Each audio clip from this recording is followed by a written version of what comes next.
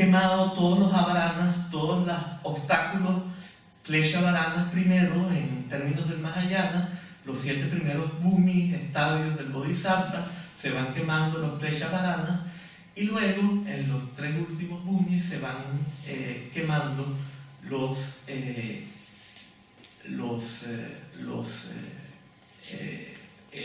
Jnana varanas, o sea, los obstáculos del conocimiento, y terminamos siendo Budas totalmente realizados cuando ya ninguna nube oculta el sol.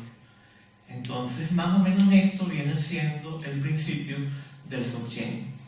Cuando nosotros hablamos de base, sendero y fruto, entonces podemos entender esto en términos de los 3 tipos de senderos: el de renuncia, el de transformación y el de liberación espontánea.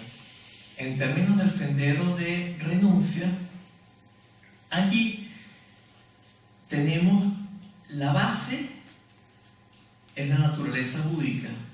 El sendero es aplicar toda esta cantidad de condiciones secundarias para que germine la semilla. Tenemos también en el Uttara Tantra el ejemplo del sol, o sea que el conocimiento está allí, pero el método del Mahayana es aplicar las condiciones secundarias para que la semilla germine. Luego, en la vía de transformación, tenemos la transformación de las pasiones en sabiduría, de los elementos burdos en los elementos puros, a través de la transformación de la visión y el trabajo con los canales, con el Kundalini, con todos estos elementos, y transformando llegamos a la realización. Y ya el principio aquí es diferente. ¿Por qué es diferente? Porque el principio de la vía de renuncia es el Hetu Yana. Hetu significa causa, es el sendero basado en la causa. Entonces, por ejemplo, en el Mahayana tenemos que la causa del Dharmakaya es la acumulación de sabiduría, o de gnosis, podríamos decir, de gnosis primordial. Y la causa del Rupakaya viene siendo la acumulación de méritos. ¿Qué significa esto? Rupakaya, recordemos, no sé si todo el mundo está familiarizado con los términos, por lo tanto explico. Dharmakaya dijimos que era la mente de Buda, esto lo hemos ya utilizado el término muchas veces. Rupakaya vienen siendo las otras 2 dimensiones de un Buda. El Sambhogakaya es la dimensión visionaria, la dimensión de la energía, la dimensión de la voz de un Buda. Y el Nirmanakaya es la dimensión física de un Buda.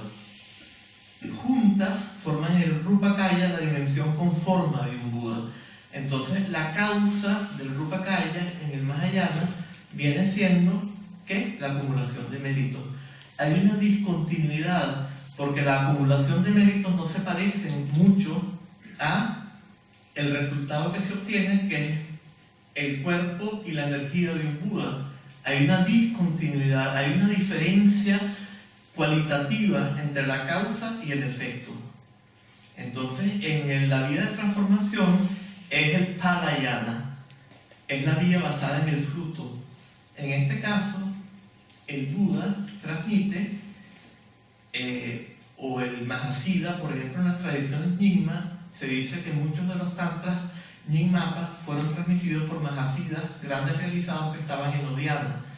Y estos Mahasiddhas, cuando en el momento en que se encontraron en el estado de Rigpa, tenían al mismo tiempo 3 experiencias muy fuertes. Una experiencia de vacuidad, una experiencia de claridad y una experiencia de sensación. Esas 3 experiencias muy fuertes.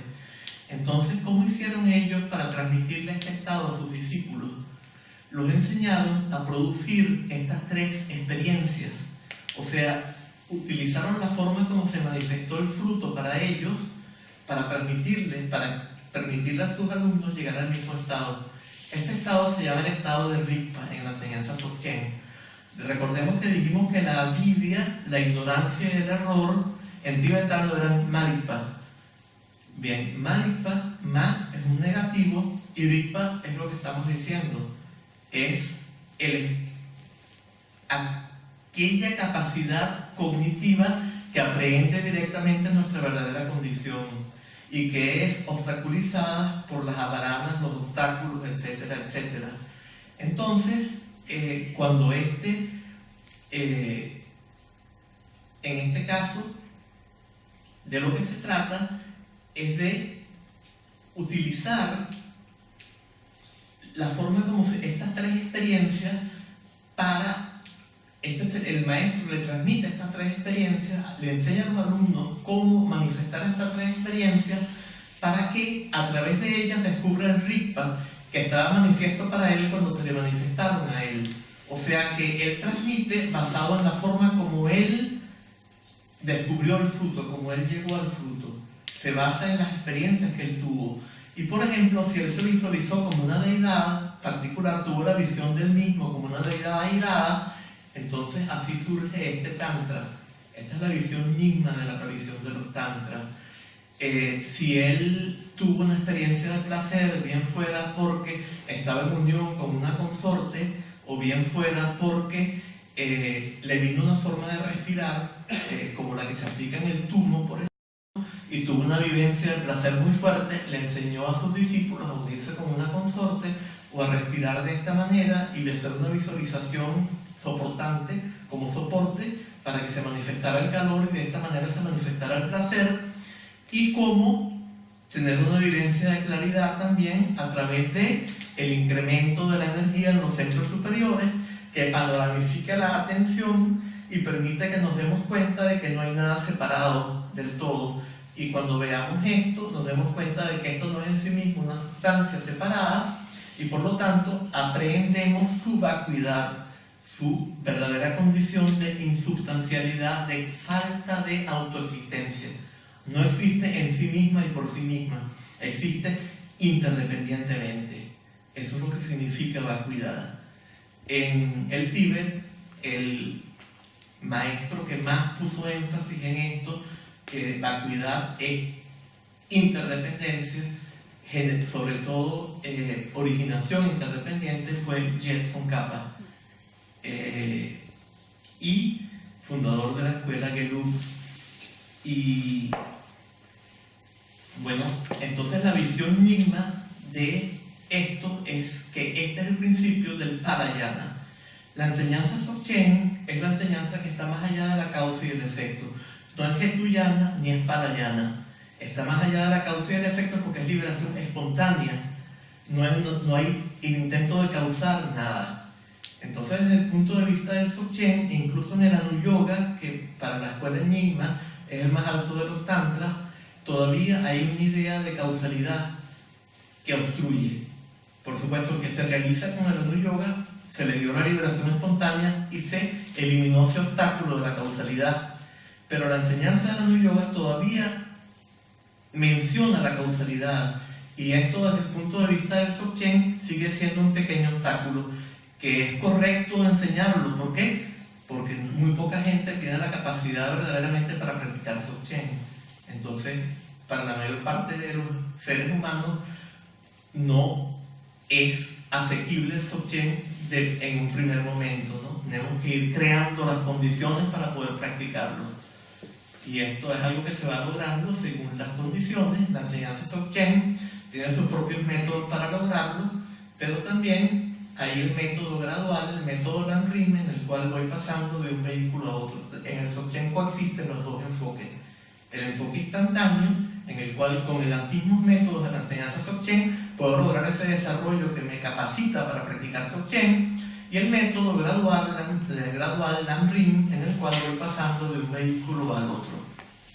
Entonces, en el Parayana, en el tantrismo, hay el concepto de tantra, de continuidad. Se dice que la naturaleza de la mente es como un mala, ¿verdad? Que tiene un hilo y muchas cuentas, en el cual las cuentas son las distintas experiencias, también los distintos pensamientos, y el hilo es la capacidad cognitiva que nos atraviesa a todos.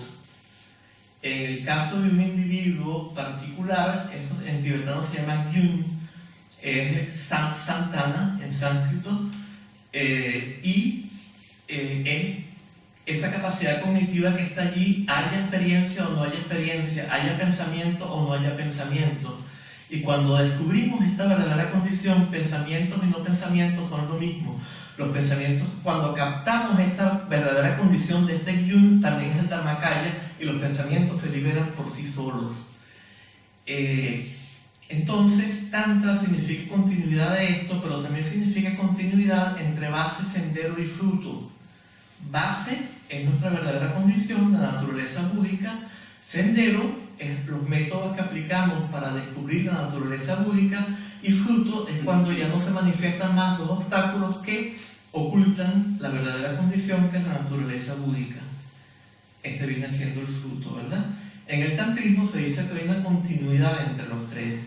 Sin embargo, el sendero tántrico requiere la creación de un estadio de creación, un kyarim, en el cual tengo que aprender a visualizar, a ver la realidad de otra manera, que no era como yo la había visto después de que me educaron mis padres, de una manera nueva, cambiar totalmente mi forma de ver, y luego, a través de métodos con energía, con kundalini, con canales, con chakras, con descubrir la verdadera condición, y de esta manera descubrir la naturaleza búdica.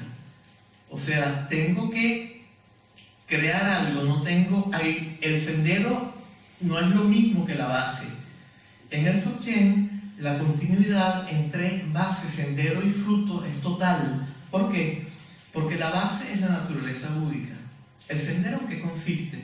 Que cada vez que las avaranas ocultan los obstáculos estos, los pensamientos, las nubes, ocultan la naturaleza búdica, cada vez que las nubes ocultan el sol, aprendiendo la verdadera condición de las nubes se liberan por sí solas y se manifiesta el sol. Yo no creo nada. Las nubes se manifiestan por sí solas y se manifiesta el sol. Entonces, la base, ¿qué es? La naturaleza búdica. El sendero, ¿qué es? La naturaleza búdica. Descubrirla una y otra vez. ¿Y el fruto cuál es? Es cuando ya no surgen los obstáculos que ocultaban la naturaleza búdica. Por lo tanto, en la enseñanza Dzogchen, la continuidad entre base, vía o sendero y fruto es perfecta. O sea, es exactamente lo mismo las tres cosas. El Tantra, entonces, por eso los textos de Dzogchen se llaman Tantra, a pesar de que no pertenecen a la vida de transformación, sino que son el sendero de liberación espontánea. De hecho, entonces, en este sentido podríamos decir que el Dzogchen es más Tantra que el Tantra.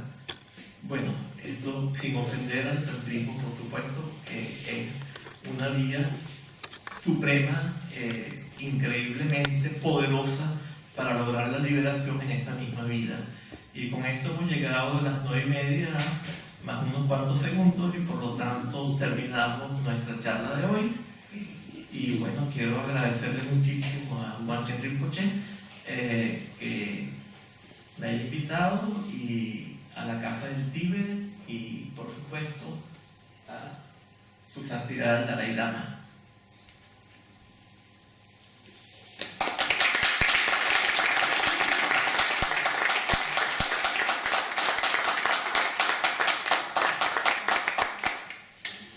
Y por supuesto, ahora si hay preguntas o dudas, objeciones, cualquier cosa, son más que bienvenidas.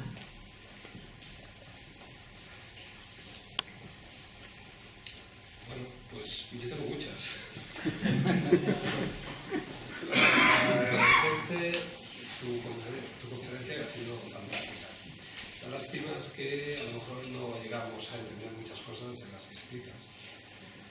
Pero quisiera hacerte 2 o 3 preguntas. Una de ellas son preguntas muy clásicas. Una de ellas, el Dzogchen es realmente un equivalente a un vipassana. ¿Sería esto? Sí, vamos entonces primero con esa y después vamos con otras para que no se nos olvide ninguno, porque como no tengo aquí lápiz para anotar, pues preferible ir contestando de una por una. La enseñanza Dzogchen es al mismo tiempo shamatha y vipassana, indivisible. ¿Por qué? Porque en cierto sentido va más allá de ambas. En shamatha y vipassana primero yo tengo que pacificar la mente para luego aprender su verdadera condición. En la enseñanza Dzogchen hay varias maneras de trabajar. ¿Por qué? Porque hay 3 series de enseñanza Dzogchen. Tenemos Zen-de, Long-de y Upadesha.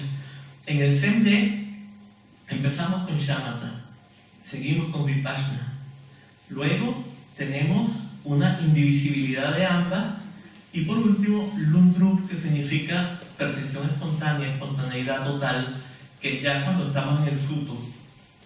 Por lo tanto, allí vamos pasando por Shamatha, Vipassana y luego llegamos al estado de Dzogchen. No se entra en el estado de Dzogchen desde un comienzo. En el Long-de, que es la serie del espacio, hay una introducción directa en la cual desde el comienzo, aplicando una serie de métodos, por supuesto por liberación espontánea, se entra en el estado de Dzogchen. Y allí están manifiestos indivisibles Shamatha y Vipassana. No es que tengo que producir primero el Shamatha para luego tener el Vipassana teniendo el Shamatha como base. Claro, esto requiere mucho más capacidad. Entonces esa capacidad hay que construirla. Pero cuando se aplica la enseñanza Dzogchen del Long-de, no es que voy gradualmente a llegar al Vipassana a través del Shamatha, sino que hay una indivisibilidad. Y en el Upadesha, que es lo que yo estaba explicando, esto es el Tekcho es el primer nivel de la enseñanza, ni siquiera voy a hablar del Togel, que es el segundo nivel, que es más avanzado. Entonces el Tekcho consiste en lo siguiente, lo que decíamos ya ahorita, lo que habíamos dicho todo el tiempo: cada vez que surge un pensamiento, aprehendo su esencia y se libera por sí solo. ¿Pero qué significa Tekcho? Tek significa... por ejemplo, un tek es un atado. Por ejemplo, un atado de leña, un atado de paja o de hierba, o para poner un mal ejemplo, un atado de cigarrillos, como vendían aquí en España antes. Todos estos son atados, ¿verdad? Cuando yo tengo algo atado muy fuertemente, después, ¿qué significa este chu? Chu no es lo mismo que chu. Chu es cortar. Chu es distinto. Chu es que se rompe espontáneamente algo. Entonces, ¿qué significa Tekcho? Significa ruptura espontánea de la tensión. Nosotros estamos amarrados por nuestras tensiones. ¿Por qué? Porque cada pensamiento, como está cargado, le estamos dando mucha importancia, eso está creando una tensión en todo el organismo. Y en el momento en que el pensamiento se libera por sí solo, todas las tensiones se relajan y quedamos en el estado del Dharmakaya, en el cual no hay dualismo y por lo tanto no puede haber tensión porque no hay dos. Entonces, todo se libera espontáneamente. Bien, esto viene siendo el principio de la enseñanza Dzogchen. Entonces, Vipassana y Shamatha están indivisibles allí. Por lo tanto, cuando llegamos a ese estado de Dzogchen profundo, que viene a ser un despertar total, sí. En el sitio nuestro del día a día, de la vida cotidiana, ¿cómo lo adaptas a ese despertar tan profundo? Mira, tiene que ver con lo que habíamos dicho antes, ¿verdad? Tenemos Tawa, Gompa y Chopa. O sea, en términos Dzogchen, visión, contemplación y comportamiento. Entonces, visión, ¿qué significa? Significa que por primera vez tenemos la aprehensión directa de nuestra verdadera condición, más allá de la dualidad sujeto-objeto de todos los pensamientos, de todos los obstáculos. Contemplación significa que empezamos a mantener esto en sesiones de contemplación, sesiones ya establecidas, todavía no en la vida diaria. En la vida diaria seguimos regulando nuestra conducta, no hay otra manera, porque no vamos a ser budas de un momento a otro, tenemos demasiados obstáculos acumulados de infinitas vidas. No, es imposible que de un momento a otro se liberen todos, se neutralicen todos los avaranas estos, todos los vasanas, todos los... por lo tanto, primero en sesiones de contemplación. Cuando nos familiarizamos mucho con esto, empezamos a lograr mantenerlo en la vida diaria. Y llega un momento, cuando ya tenemos el fruto total, que por supuesto estamos muy distantes de eso, que ya tenemos tilde, Tile, que significa que ya no surge más nunca las javanas, las vasanas, ya puras actividades espontáneas, actividades más allá, en tibetano se dice actividades más allá de la triple estructura direccional del pensamiento. Sin que haya un agente, una acción y algo sobre lo cual se actúa.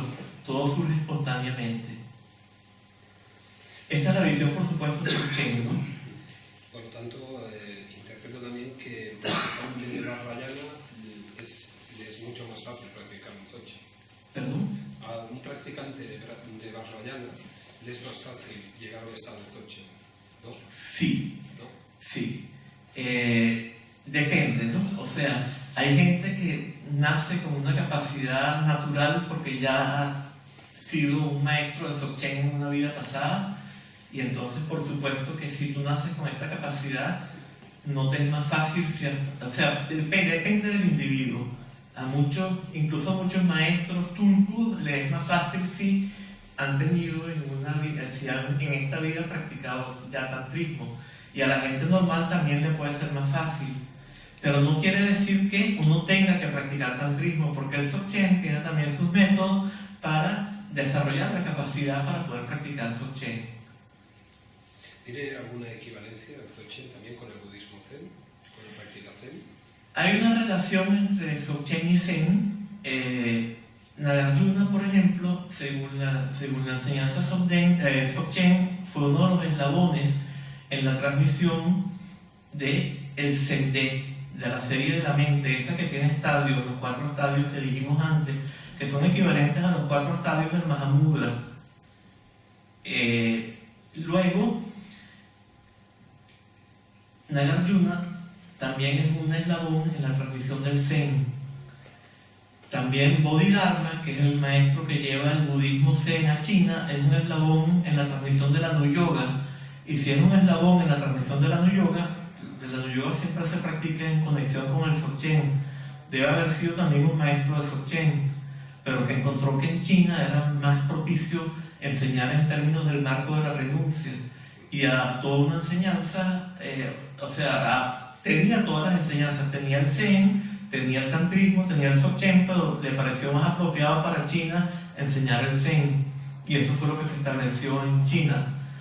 Pero sin embargo el principio no es exactamente el mismo, porque primero el Zen es en el marco del sendero de la renuncia, y en la práctica del Zen esto es muy complejo porque, por ejemplo, en estos 2 libros que yo mencioné, el Katan Deng'a y los 2 libros de estos, el otro, el Santen Mikdren, se comparan el Zen con el Dzogchen y se establecen unas diferencias claves. Se dicen que en el Zen, por ejemplo, uno está como muy centrado dentro de sí, uno a veces tiene los ojos semiabiertos, está como centrado adentro. Y en el Dzogchen, en cambio, uno tiene los ojos totalmente abiertos, que es indispensable para que esté abierto el canal de sabiduría, el Kati, que conecta el corazón a los ojos, y que tiene que estar totalmente abierto para poder estar en Rigpa. Ahí hay unas diferencias que son esenciales, ¿no? Y hay unos ejemplos en el cual, aunque una gallina parezca que está mirando el suelo, en verdad está mirando el grano que quiere picotear. Aunque una señora que está ensartando una aguja parece que está mirando el cielo, en verdad está mirando el ojo de la aguja. En cambio en el Dzogchen estamos en el cielo, estamos en la tierra, estamos en la base, estamos en el cielo, en el estado total, panorámico, que no tiene límite desde el comienzo. Sin embargo, por ejemplo, cuando en la tradición Rinzai alguien tiene practicando el Koan, por ejemplo, llega un momento en que entra en la masa de dudas y pierde todo sentido de la realidad y tiene un satori, una liberación espontánea. Eso se da por liberación espontánea, pero también la liberación del Buda se dio así, y la liberación de todos los maestros, de todos los senderos se han dado así. Entonces, en el fondo, en todos los senderos entra la liberación espontánea, o sea que también hay un elemento de Dzogchen en el Zen. Pero esto es muy complejo porque, claro, por ejemplo, esta parte no la mencionan estos 2 maestros, Nunchen Sangye Yeshe o Nankin Nimpo, porque ellos no hablan del Koan ni de este Satori. Entonces, Esto ya tenemos que hacerlo nosotros comparando los sistemas, ¿no? Pues muchísimas gracias. De nada. Me voy con muchas preguntas, pero es que es loca. Bueno. Bueno, de hecho, prácticamente mi pregunta más importante ya la has formulado tú. Un practicante de Vajrayana, y evidentemente en función de la persona, en un momento dado puede dar el salto al Dzogchen sin ningún problema. Por supuesto. Es lo que yo, escuchándote por primera vez, te he leído. Yo te escucho, entonces, y al principio de la conversación, perdón, de tu charla, es lo que he captado inmediatamente, que se puede dar perfectamente este salto, y además en el momento más inesperado. Además En que... el momento más inesperado, Sí. de alguna manera. Sí, exacto. Sí, Es lo que he percibido claramente en un momento dado. sí. Sí, esto es.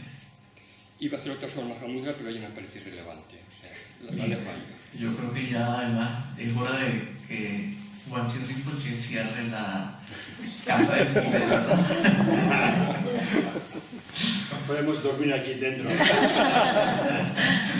gracias. Vale, gracias, gracias. Gracias.